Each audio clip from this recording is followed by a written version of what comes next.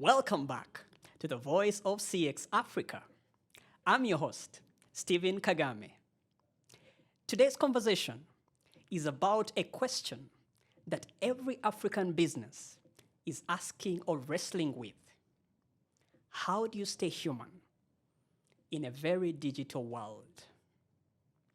Our guest today has been answering that question across the 10 years of experience working with different industries.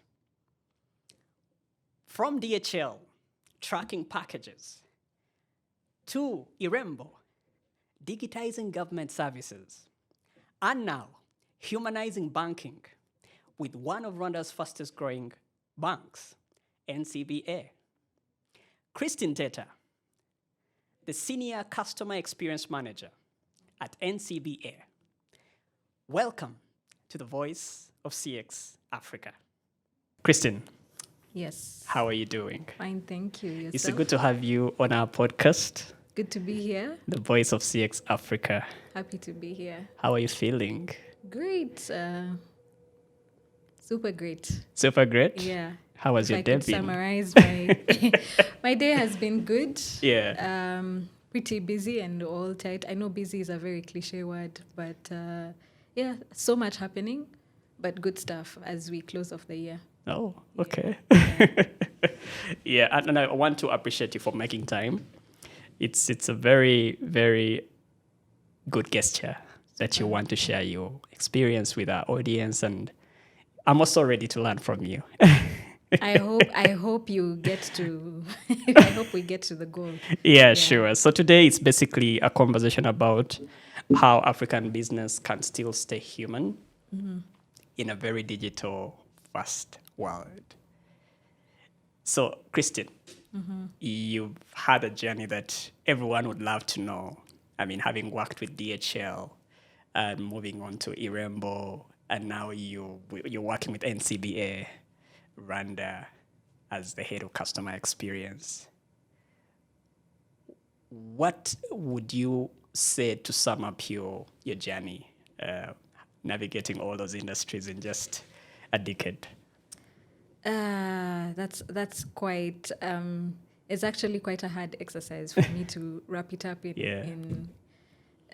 The decade has been quite long and lots of things to learn. Of course, coming from DHL, which is more of logistics, and then more of an international company, then moving on to Irembo. At the point when I moved to Irembo, it was mainly, it had been a few years since it had started, quite a number of years though, but there was a lot of change going on, and us trying to understand the customer's journey and how do we make sure we humanize it, as opposed to, I know tech was everywhere, but then how do you also make sure that the customer's journey is actually what they would like, and as well as ensuring that it is seamless. So learning that, of course, that was tech, new field, learning how tech works, how processes work, and then channeling into banking, which is quite different, and different in the sense that the principles are still the same, but banking is different in the sense that it's now different products, different services. You now have, it's money. It's a business of money. So working with money also includes regulators. So you have more stakeholders. So how do you make sure that how do you merge the two and ensure that both stakeholders are actually happy? So to say, okay, it's more of juggling, but at the end of the day, how do you make sure that there's how do you integrate both expectations? So literally that has been my journey, but I've learned a lot from all the steps. Yeah, so here we are trying to make it better in banking as well. I see. Just speaking from your conversation, is there a customer story that you can call to mind that kind of shaped your perspective to customer experience all through your journey of working in different... I have so many stories. Yeah. But the one that I could think of that was at the tip of my fingers was the minute I joined. Actually, that was my first day at work, and at DHL, and it's logistics, so Yes. there's a lot of deliveries. So this one time, this customer had to. The funniest part was, it was actually more of a complaint, not a request or an inquiry.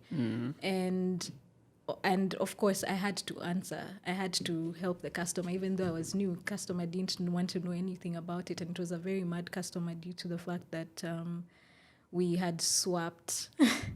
There was a swap in the delivery. Yes. So I remember how heavy his emotions were. It was very crazy. And he was all over the place and, of course, making noise. No one likes a mad customer. No one. And everyone ran away. So you can imagine I was the one who had to calm him down. Wow. So I tried my best, and only to find out, the parcel was actually it was a very important parcel that he needed by a specific time, and more like a tender. So imagine the wave of emotions that this customer Yes. was going through, and what could I tell him to make sense of the situation? It was the only thing that I knew then was, okay, let me try and calm him down and listen. But it's very hard to listen when you're also Yes. trying to calm your nerves down. That's true. So it was quite an experience. At the end of the day, long story short, I would say we were able to salvage the situation, and the customer at the end of the day was able to get his parcel, and he met the submission time. And it was so funny how these were two different people. There were two different customers two different people who got in. The man who came in with a complaint was a different person than the man who left. He also apologized, and everyone was actually spooked. This was a man who was ready to turn the tables. Wow. But the way he left in such a very good mood. And funny thing, he also apologized for how he reacted, Wow. which was very interesting. So that was part of, I always remember that because he set the tone for what I was going to do when I joined DHL then. I still keep it in mind, and I still use it in my stories every day. Amazing. Yeah. That shaped your journey all through. It was did. a game changer. Yes. Wow. It's amazing how everyone has that story dealing with the customer, because I think I also have a similar one, having worked in a hospital setting in my early career days, where I was put at the window. I trained as a pharmacist before becoming a marketer. Oh, wow. So so imagine that whole 360 shift. Yeah. So first time I'm put on the window to serve a customer. Yes. And there was this customer was really throwing tantrums. They wanted to get a certain type of drug on insurance, which we could not offer based on the exclusions that the insurance had agreed with us.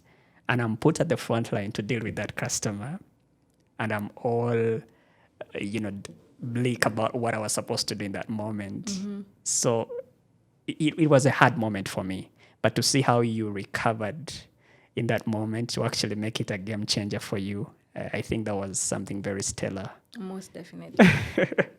Yeah, so experience to remember.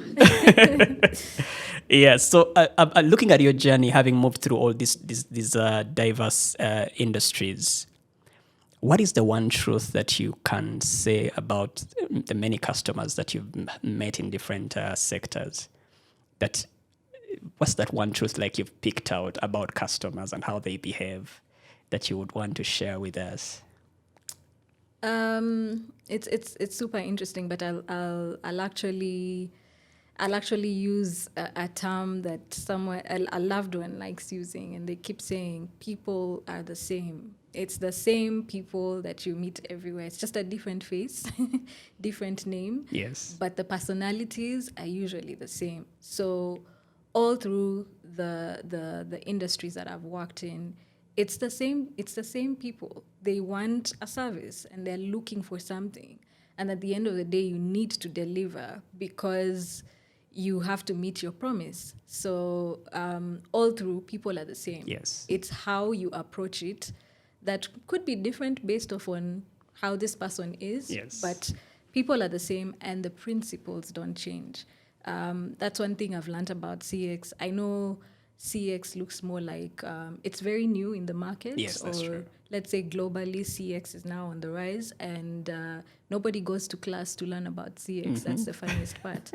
Because what I studied is totally different. Yeah, I'm an agribusiness major. I looked at that and I was Yes. shocked. I was like, oh my, like Yes. from doing, agribusiness, and now you're Yes. literally architecting what happens in the bank. Absolutely. That's amazing. Yeah. But I'd also, of course, I'd also try and link it to the different things that I've done around Yes. that have really shaped my mindset and also how to deal with people. I know that it also has its principles that you have to, that guide you. But it's more of that. CX has there's no major studies in CX. We are trying to upgrade, but Yeah. yeah. Amazing. So I imagine, the different sectors you've worked with, but I'm also looking at now where you're at in the banking sector. When people hear banks, they think of regulations, they think of, things like processes. There's quite a Yes. lot that comes within. Absolutely. You're dealing with very many moving parts. And now on a macro level, looking at Rwanda, Rwanda is basically moving towards the cashless economy. How is that going to help us keep the human touch, even when we are trying to kind of incline to that digital transformation edge? And how are you doing it maybe with the banking sector you're working with? How are you making sure that, okay, yes, we are digitizing most of our processes, but how are you keeping the human touch alive in that whole process? That's a super interesting question. And to be honest, I wouldn't say there's a right or wrong answer to Yes, that. yeah. But how do you humanize in a world that's going very digital? One thing for sure is number one, you support channels. Human beings want to interact. That's the nature of how we are built. Yeah. We need to live in a community and you need to interact. So how do you make sure that as much as you digitize, how do you still keep it human in the sense that for the support channel, I still want people. I know we are moving towards chatbots and all this stuff and AI and all this cool stuff. I inclusive, I know I'm a victim as well. I love what's happening. But how do I keep grounded in the sense that this customer still will feel the human touch? That is within our processes, how we do our journeys. How do you tailor the journey?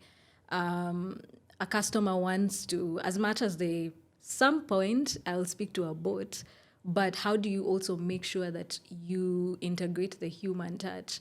Because I don't even think within our culture, if I'm looking at the Rwandan culture, customers are different. You also have to look at cultures. The culture. Rwanda we really need to talk. Yeah.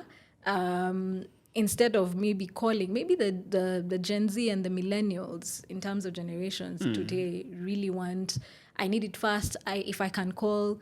But we also have a larger population that wants human interaction. That's true. Either me calling the contact center or either me walking towards the branch. And you still need to make sure that those touch points are available. So it's about making the most out of those touch points. How do we make sure that this customer is still able to reach to you? There's so many factors that are involved. We are looking at how do you make sure if it's a contact center. I know nobody likes contact centers, but at the end of the day, it's so funny because we still want to talk to someone. That's true. So how do you make sure that it's easy for me? I don't need to go through 1,000 numbers to get to the IVR and then press 4 and 5. I'm so done by the time I'm trying that. So how do you simplify the process? So it's more about that. How do we simplify processes and keep the customer in mind? Sometimes we want to do all this stellar stuff, but at the end of the day, I need someone. I need it to be as simple as it can be. And looking at the Rwandan customer, it's simplifying the processes. That's true. If I'm walking to the branch, I better not queue for 30 minutes before I get to someone. So how do I make sure that those journeys are simple within those touch points. So the conversation is usually centered around that. It's in terms of the journeys. Yes. How do we make the journeys less cumbersome? And how do we just make it simple? I just need a service. That's it. Yeah. So, yes, I think to answer, maybe I'm Yeah. making sense, but to answer you, that is what we are actually doing to Yeah. make sure that this customer doesn't have to go through a hard time Yeah. to get to you. Yes. Yeah, I mean, that's a very great delivery. So I've looked at NCBA from different fronts, and I've noticed that it's a bank that has really focused more on customer experience and actually giving customers experiences. But I would love to know how that culture has been modeled to make sure it is happening at scale. For Yes. example, you have a branch in a different part of the country, and the way you do things at the main branch could probably be the way you want things to be done at that branch that is maybe outside the city. How do you ensure that the culture is consistent all through, and the way, even the mindset itself, the service excellence mindset is replicated at every customer facing front? That's I don't think I could package it in the few minutes that I have, Yeah, but I'll yeah. just try to simplify it. We have we normally call it one NCBA, so that means all across the expectation is that the customer should actually receive the same service. So much goes into that. You're looking at people. People are a major part of the puzzle, and if you don't empower your people, then it's all lost in paper. Yeah. So mainly it's people. How do we empower the teams? So there's always consistent training, but before that, there's usually a vision that's in mind that is shared all across, and the vision comes from a top to bottom Yes. approach, because that's the only way you will get things done in a more efficient way. So it's mainly looking at, okay, how is the vision now from top? They usually use an example, the example of taking a man to the moon. It's the same thing. How do we make sure that even the junior staff totally understands what our mission is? Yes. It's that the fact that by the time you enter NCBA, I'm not saying this is perfect. It's still a work in progress. I There's get so you. much that goes into that. But how do you make sure now that's being passed on? And then how do you also keep it in terms of, how do you embed it in the culture? So there's so much that goes along the culture within NCBA, customer centricity, your values, how do you embed your values into your people? Because once you empower your people, then it's super easy to now start working on the processes. Then you move to the process bit. Process is also, of course, there's so much that keeps going on. But if you have the right processes, that also helps you standardize, because that means if I need a service in Musanze, it's going to be the same service that I need to get within Kigali. So it's the processes. And then we keep on revamping, Yes. retraining, refreshers. There's a lot of happening in everything that you do. So those are some of the things that we've done mainly on the people part, without getting into the nitty-gritty of it. But that is what we've been doing in the people part, as well as the process part. And also ensuring, of course, that the leadership is the one that carries the culture, in order for the junior staff as well to make sure that this is a way of life. This is how things move. So yes, so far the journey hasn't been easy, but Yeah. we keep moving, and It's progress. Yeah, it's continuous improvement. Amazing. Yeah. You've talked about trainings, and I feel like that's a part that most people feel like can help us move the needle. But looking at the aspect of customer experience, much of the time it's basically selling experiences, and that involves emotions. Absolutely. It involves how people feel at the end of the day. How do you teach empathy to a team of people that you would want to have that kind of mindset of proactivity, that this is how you can actually solve a customer problem? Is there how, or is something that you model based off of how you work? You talked about leaders, Yes. being able to model that culture. But I'm just looking at you onboarding someone. They normally say that we onboard, some great companies that do it when it comes to onboarding, Yes. they onboard based off of, the hospitality quotient, which is like 51%. And then the 49 is technical knowledge.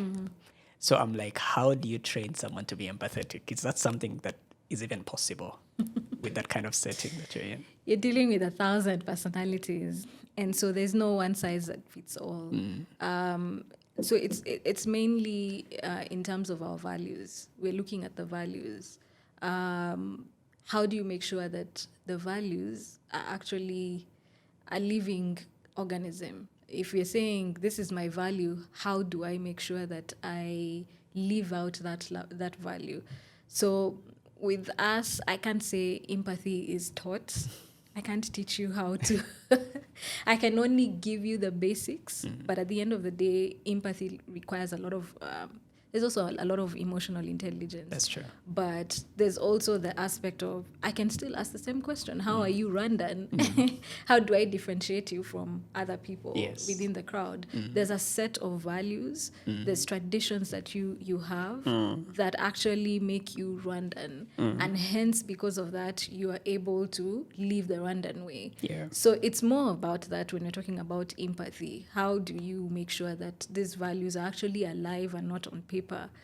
And that's where you of course that you have to have there's the training bit, but also how do you also reward people and recognize them for living out the values so that you're able to still also encourage everyone else who's within. And then also, of course, leadership plays a crucial role. We say lead by example. Yes. For example, a child is not going to do. Usually, you can tell a child sit down, and they can stand up. But if you stand up, they'll stand up as well without talking. Yes. So how do you lead by example? That's also something that's very key within the leadership that they usually need to reiterate, because it's a daily process. There's never a start and end to that. Yes. So it's in the values, it's in how the leaders lead and how they carry themselves, because that's just human beings. We imitate. That's true. So how do you make sure that happens? And then now that's when you now embed it into, okay, your processes. While we're talking about a customer, banking, we're talking about 1,000 other regulatory practices. So how do you harmonize that? How do you reduce it? I usually give an example that, let me just give an example where we are always in rooms and there's a lot of back and forth. CX is a lot of back and forth, can be draining at times, but it's super rewarding, because you're now talking to different stakeholders. Yes. And you're now trying to, okay, how do I make this process simple? I know you need this from the regulator, as per the regulator. Then how do I package it into a simple way in terms of, for example, a form? How do I make sure that this form has less fields? And how can you use technology to actually pick up on the other fields, maybe by using other different platforms that we have? For example, NIDA. How do you pull customer information without having to have the customer fill 1,000, paperwork? That's one thing that people know about banking. Hey, banking, a lot of paperwork. So how do you simplify? There's empathy in that as well. You're There's right. empathy in processes. So yeah, just in a nutshell, those are the different things that we do to practice empathy. Yeah. That's a great one. And what I pick out from your conversation is you've talked about how feedback again has to be related with your regulatory processes and everything. So you do a lot of stakeholder engagement. Oh and, dear. trying to make sure everyone is Happy. Which I think might be daunting. Exactly. Because being the person representing the customer much of the time in the boardrooms and, in the high level senior management meetings, I feel like that can be, it can have a toll on you sometimes. Exhausting at times. Yes. So kind of bring that conversation now to feedback. I've noticed that we really collect feedback, but much of the time it's just kept in the cupboards and, in our Excel sheets and, kept in particular documents. Yes. But it's never actioned. Yes. And I've noticed that some brands are very feedback averse. It's like, tell me feedback, I'll just take it the way you've given it to me and then just keep it. How has NCBA tried to deal with that when it comes to feedback, collecting the feedback and actioning it? Is there a feedback you feel was received and it kind of had a positive ripple effect on how you work with customers? Absolutely. Yeah. Absolutely. voice of the customer is everything. And I know that's a regulation. Yes. It's a regulation that we are supposed to collect voice of the customer. But aside from that, we do collect customer feedback. But then again, at the end of the day, how do we make sure that it's effective? So we have a loop closure framework, and that entails different initiatives that we're looking at. We look at how do you now bring together the stakeholders, then how do you also hold them accountable? And then sometimes the feedback is a project that will maybe doesn't even have a budget for it. But how do you also think out of the box to make sure that in the meantime, while we wait for, of course, the 1,000 approvals, you know how it works. Yes, I do. How do we make sure that at least we are able to close this off? Example would be, if a customer says, I don't like how a specific branch, does ABCDE, you need to make sure that that branch is also, not in a punitive way, but we use workshops to make sure that people actually brainstorm based off on the customer verbatim. And you see, when people brainstorm, then that means they're the ones who are actually enabling the conversation and how to make it better for the customer. So what does that mean? People are then going to take this. It's not going to be taken at just face value. It's deeper than that, because these are the same people who sat down and thought things through and said, okay, this is what we're going to do for the customer. So if I talk about that, then that means I need to be accountable in ensuring that I am able to meet what I actually requested for if I'm a staff.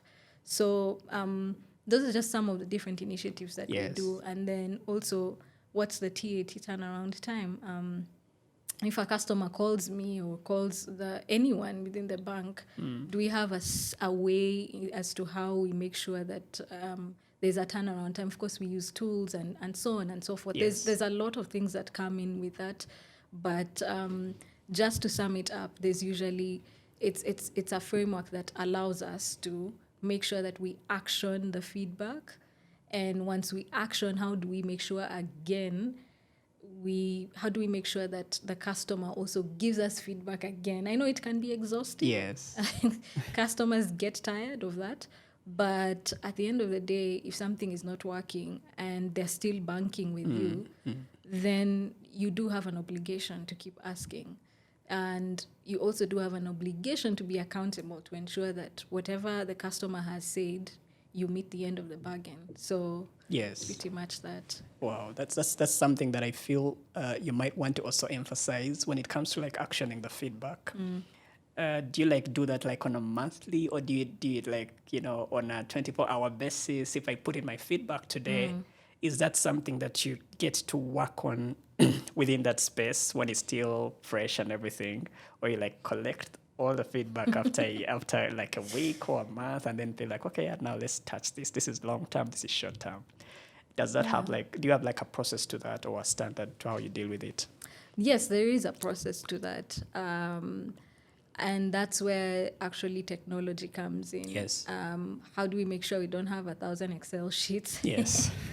So it's mainly how do we go about this whenever we receive feedback? What's the TAT? Yes. Because at the end of the day, we also embed the feedback within our KPIs. Yes. So I'm just not going to lie there and wait for the end of the year when we're doing performance appraisals or end of quarter.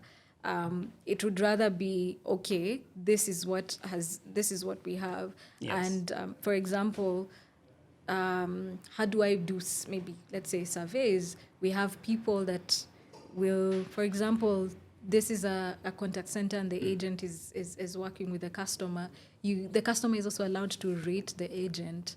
So at the end of the day, it's something that the agent also needs to make sure that, okay, if feedback has been received, how do I then improve this feedback? Yes. So it starts from the smallest part in terms of, okay, it starts from the individual, then it goes further to, okay, the department in the sense that if we channel out surveys after every transaction, it could be a bit what is it called? Customers can get fatigued. Yes. You experience that. Yes, I've like seen for that, example yeah. on WhatsApp and rate this. I'm tired of those stars sometimes, But what does that help us with is we are actually able to action those insights on a monthly basis. Of course, we can't do it on a daily basis, but on a daily, the agent is able to see, okay, this is how people are actually rating me. So I need to make sure that of course, they can also see the verbatim. So how do Yeah. they improve that to tomorrow? And then actionable insights are gathered like at the end of the month. I Yeah. know it sounds like too much Yeah. process, but we're also looking at how do we also make sure that these are not things that would rather be exhaustive, but things that would actually make sense in a way, an initiative that would make sense in a way. We collect the feedback and make sure it's valuable to the customer at the end of the day Yeah. in how we do things. So, yes, it's Yeah. still a work in progress. I should also admit that. Yeah. Yeah. Yeah, I mean, that's like so much information that I feel even to unpack it that way, because I've noticed there is always challenges when it comes to the feedback loop, like making sure that the resolution is taking place real time. Yes. And some customers even want to get a response in let's say Right 72 then, hours or there and yes. then. So it's a challenge that many brands struggle with. And now, talking of how you actually apply your day-to-day experience working with customers, working with teams, I'm just imagining, a small coffee shop, maybe in the Meta, having like 5 employees. What is the one thing that, if you're given an opportunity to coach them on customer experience, you feel would be a good lesson for them to take in, or a skill to have, so they can kind of like build a system that can help them deliver last mile services?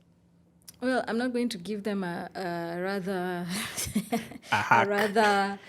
a hack or maybe what's it called, high level strategy. Yes. Nothing of a kind for a startup. Yes. Because one of the things that I actually struggle with, if somebody has started a business and I'm a customer, it's usually the soft skills that I'm looking at.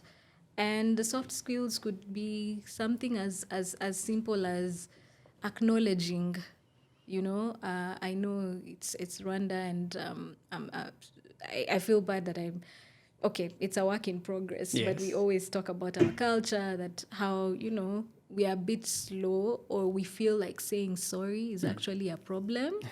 Because I've said sorry, then I'm in trouble. No, it's more about empathy. We talked about it. Yes. What does empathy look like for a small business? It's more about acknowledging, hey, tell me your name, give me your, can I see your name on a tag? Can you come back and ask me, how I'm doing? It's very much okay in terms of me receiving feedback. Yes. Just because you've received feedback, it doesn't. We always think of feedback as, oh, negative, we are finished. Exactly.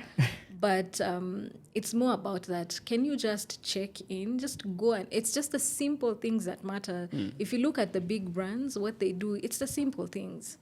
For example, a customer, like hotels, Ritz-Carlton talked about how, I'm talking about Ritz-Carlton, Yes. but then again, it's still linked to the startup. Yes. How a kid left their teddy bear, and it was delivered, I think, within 2 days or something like that, and they added in as something simple, something as simple as, oh, today is your birthday, happy birthday, or how could I help you choose the menu? That's very simple. It's just going an extra mile. That's true. Yeah. So if for a startup, it's the soft skills.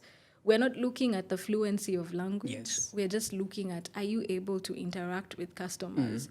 And then for the simple processes, give me the bill. If you're giving me, I shouldn't wait for long Yes. for me to be able to have. It's usually the simple things that we are looking at. We're not looking at the high level strategy thing of your complaints resolution. No, it's more about the interaction. And then the other thing for a startup is empower your staff.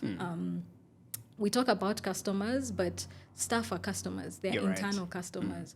So how do you empower the internal customer so they're able to actually serve your external customer? So empowering them could be, do they taste the food on the menu? Do they know the food on the menu, their products? Yes. Yeah, like, do I know my products? Can the chef just have one day where they just do testing? You're right. So that by the time I come and ask, hey, can I have, what do you suggest I have? You already know, You know. based off one. Yeah. So it's those simple things. Empower your staff. It doesn't take a lot of, it's not a budget, to be honest. There's no budget for the staff to know the menu. There's no budget at all.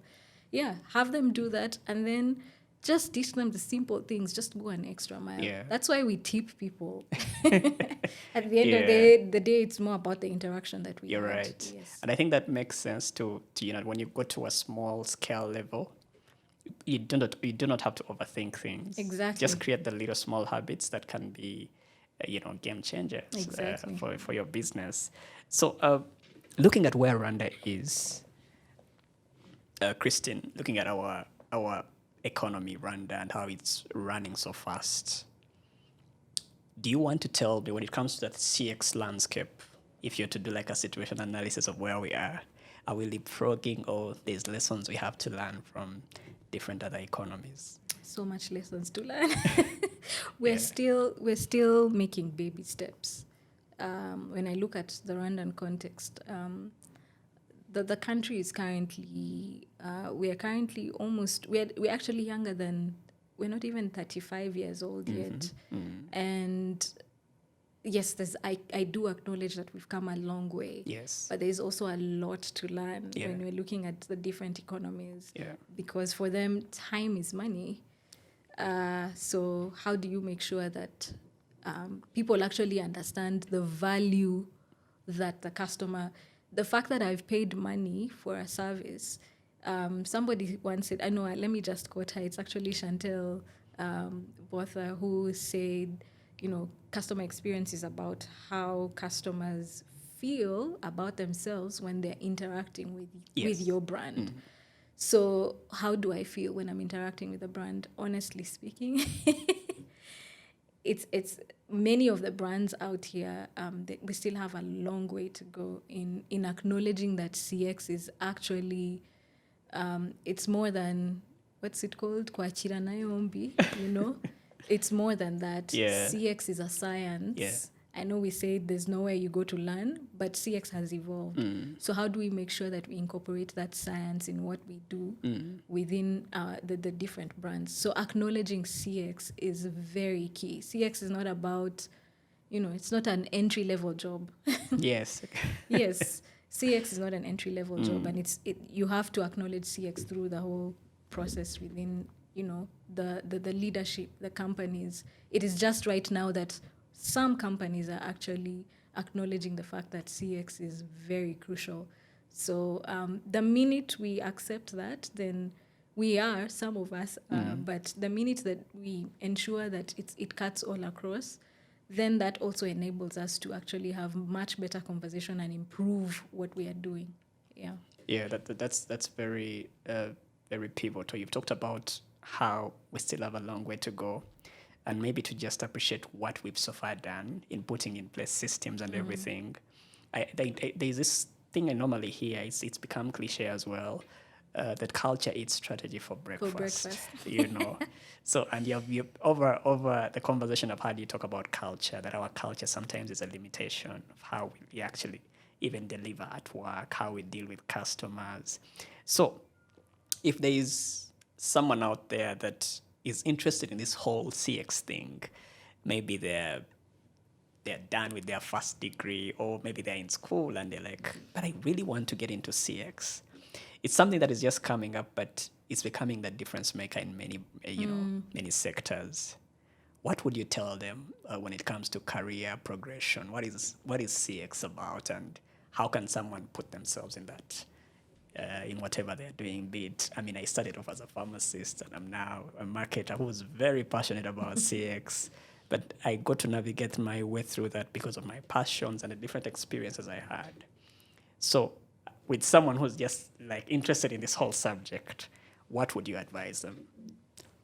Oh, that's actually a very interesting question. I honestly don't have a I don't have a direct answer. Yeah. But as we were talking, I said, you don't go to study CX. At least for now, we only know about CX now.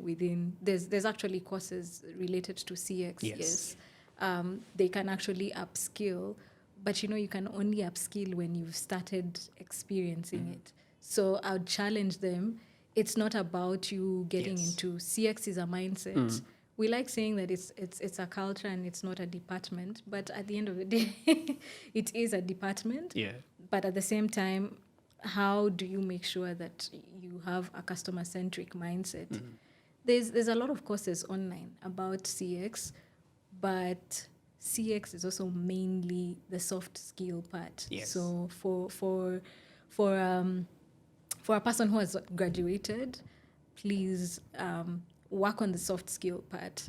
These things will come along as you start. There's no right or wrong career. Yeah. If you want to pursue CX, you can still pursue it where you're at. You're right. So it doesn't necessarily mean that you have to be in the CX department. Yeah. You're a marketer. Yeah. But Yeah. you're passionate about CX. Yeah. So it's more about that. Empower yourself. Soft skills comes first, and then there's so many courses right now. Thank God we have technology now.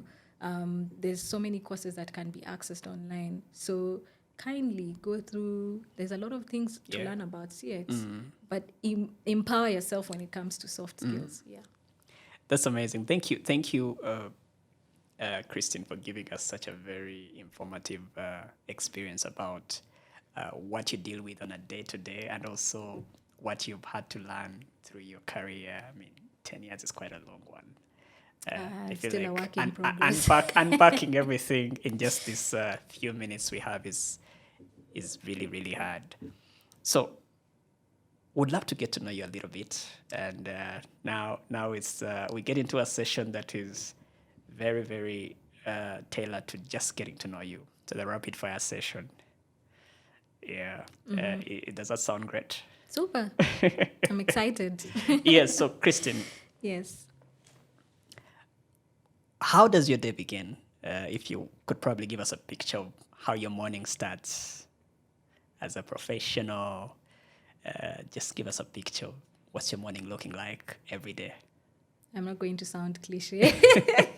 That my morning starts with my morning usually starts with gratitude. I usually start with prayer because prayer directs my day. Yes.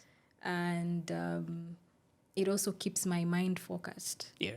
Usually when I'm super uneasy and unfocused, I can tell. It usually starts with how my day begins. So my day starts like that, with a prayer, and then prepare myself, family, and all that.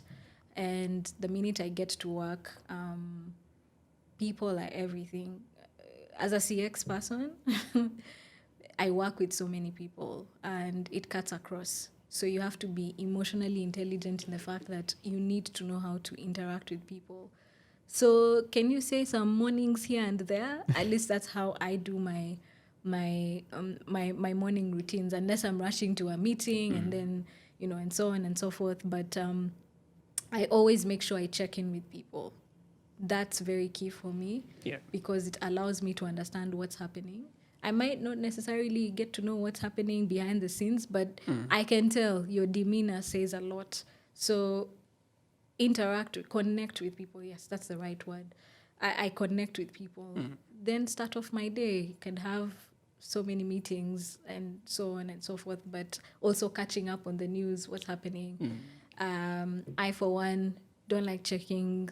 I only check Twitter for work. Yeah. I normally don't like scrolling that much because I feel like we talk about a lot of mental sanity. So I also do it just for me to be able to calm down and, focus. But knowing a thing or two in terms of what's happening actually also helps me, get to know what's happening all around, and then start off with my day depending on my calendar.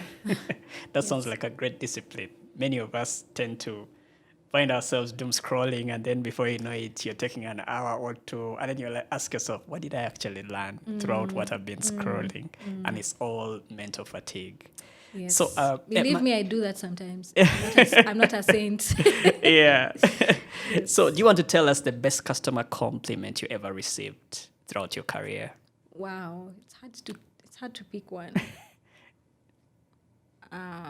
Super hard to pick one. Oh wow, yes. I once helped a customer get their visa. That was during logistics, so we were Yes. working with the embassies and making sure that the passports are delivered in time.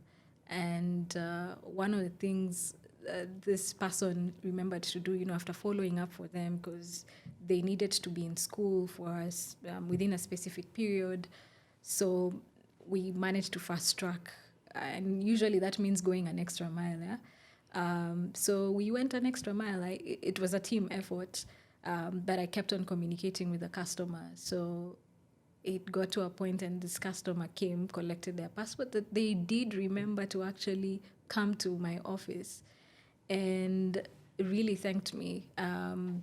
One of them actually knelt. That was Really? very, yeah, because that shows you how heavy it was on their hearts. Yeah. It's usually not about you, it's about them, how they feel. So that actually made me feel really good. And maybe another one, we were able to deliver medication as well that was urgently needed for this customer. And thanks to that, I was able to, he said, I will return the favor anytime, any day you need. He was in the health industry. Oh, so really? it's good to get some friends as well at the end of the day. Not that that's the goal, but that really touched me. And it's always nice to call him and say, hey, I need a service. Yes. Yeah. A great relationship was created out of that Exactly. experience. Christine, Yes. is there a word you can use to describe your outlook? Just one word. Outlook on. Like basically maybe a mantra that defines you, like how you carry yourself through life that you might want to share with us. Oh, this is super hard for me. I'm not a TED talker.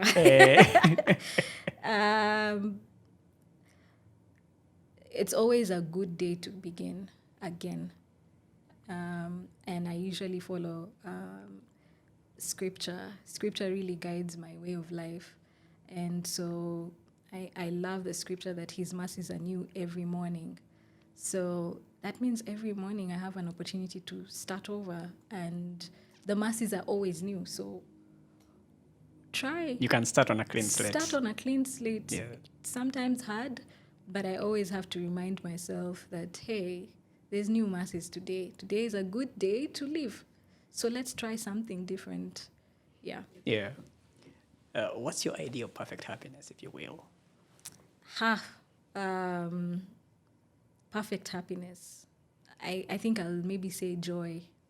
Yeah. For me, it's joy, because happiness, life and its ups and downs. It's transient. It keeps changing. Exactly. Keeps changing. Mine is joy. And just like I said, it's joy and peace. Still, my faith in Jesus, that's number one. So that's where I get my joy and peace. Because I usually say all other ground is sinking sand, because life is so unpredictable. I know. So yeah, that's what keeps me, that's how I hold my peace, in my faith. Yeah, Christian, if you were to have lunch with anyone dead or alive, who would that person be? Oh, wow. Who would that person be if I was to have lunch? Maya Angelou.